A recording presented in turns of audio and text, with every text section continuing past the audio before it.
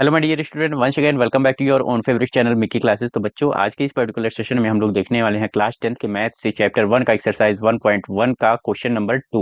Okay, तो ये भी जो क्वेश्चन है आप लोगों का दोस्त यूक्लिड डिवीजन लेमा पर आधारित ये क्वेश्चन है। तो यूक्लिड डिवीजन लेमा के अंतर्गत जो दो फॉर्मूले दिए गए थे, दो इक्वेशन दिए गए थे। एक तो था आप लोगों का A is equal to B into Q plus में आर, ठीक है। और एक जो आप लोगों का इक्वेशन था वो था दोस्त, जो रिमाइंडर होता है वो हमेशा बड़ा होता है जीरो से, या तो जीरो के बराबर होता है, और हमेशा छोटा होता है किससे? जो आप लोगों का डिवीजर होता है उससे हमेशा छोटा होता है रिमाइंडर। तो ये दो इक्वेशन जो है आप लोगों की यूक्लिड डिवीजन लेमा के द्वारा, यूक्लिड के द्वारा दिया गया था।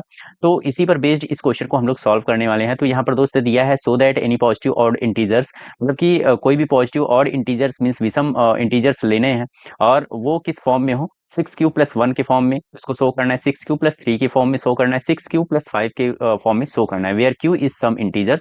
q को हम लोग कोई भी इंटीजर्स ले सकते हैं। ओके, तो यहाँ पर दोस्त आप लोगों को मैं बता दूं, जो यहाँ पर आप लोगों का 6 है, जो 6 है आप लोगों का, वो क्या है? इस फॉर्मूले पर अगर हम लोग रखेंगे तो a जो है आप लोगों का डिवाइडेंड है, डिवाइडेंड।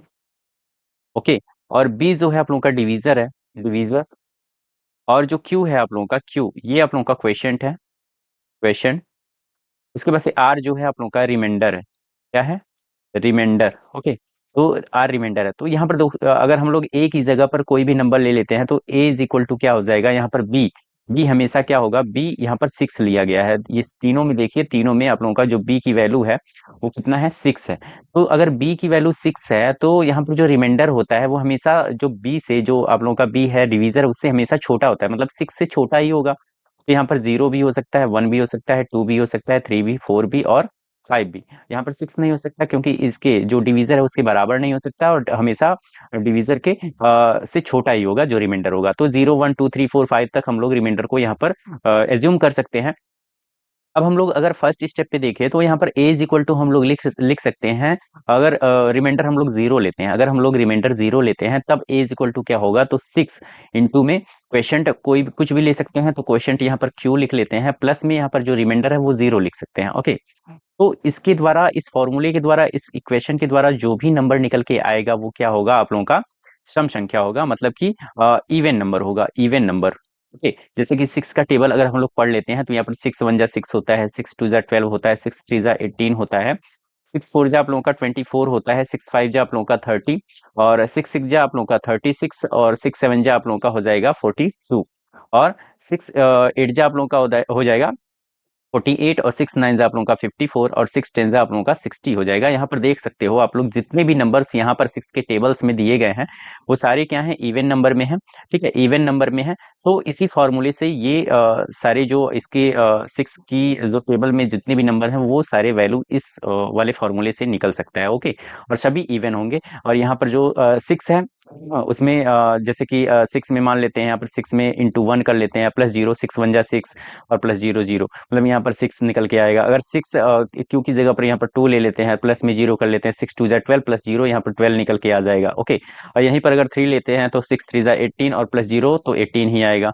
और यहाँ पर अगर क्यू की जगह 4 लेते हैं तो 6 4 जा कितना होता है? 24, और प्लस जीरो 24 आएगा। तो सारे जो अगर रिमाइंडर जीरो है तो इस फॉर्मूले पर अगर रख रहे हैं तो यहाँ पर दोस्त आप लोगों का जो ये जो आप लोगों का इंटीजर्स निकल के आएगा, मतलब डिवाइडेंड जो है, ए की वैल्यू जो निकल के आएगी वो हमेशा इवन नंबर होगा।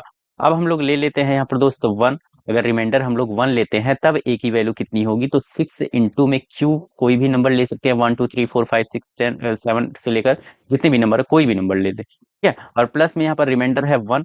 तो अगर ये लेते हैं तो यहाँ पर हमेशा जो संख्या आएगी वो निकल के आएगी ऑड। ओके, अब यहीं पर जोड़ लीजिए, अगर 6 में +1 अगर हम लोग ऐड कर ले रहे हैं तो 7 आएगा, 12 में अगर +1 ऐड कर ले रहे हैं तो यहाँ पर 13 आएगा, 18 में +1 ऐड कर रहे हैं तो यहाँ पर 19 आएगा। देखिए यहाँ पर जितने भी नंबर हैं, यहाँ पर अगर रिमाइंडर 1 को अगर ऐड कर रहे हैं तो यहाँ पर जितने भी नंबर निकल के आ रहे हैं, सारे नंबर जो हैं वो ऑड निकल के आ रहे हैं। ओके, अगर इसी की जगह पर अगर हम लोग रिमाइंडर 2 ले लेते हैं तो ए की वैल्यू क्या होगी? तो 6 इंटू में क्यू कोई भी संख्या लेंगे प्लस रिमाइंडर में 2 ले लेंगे, तो यहाँ पर जो संख्या निकल के आएगी वो निकल के आएगी इवन। क्या निकल के आएगी? इवन।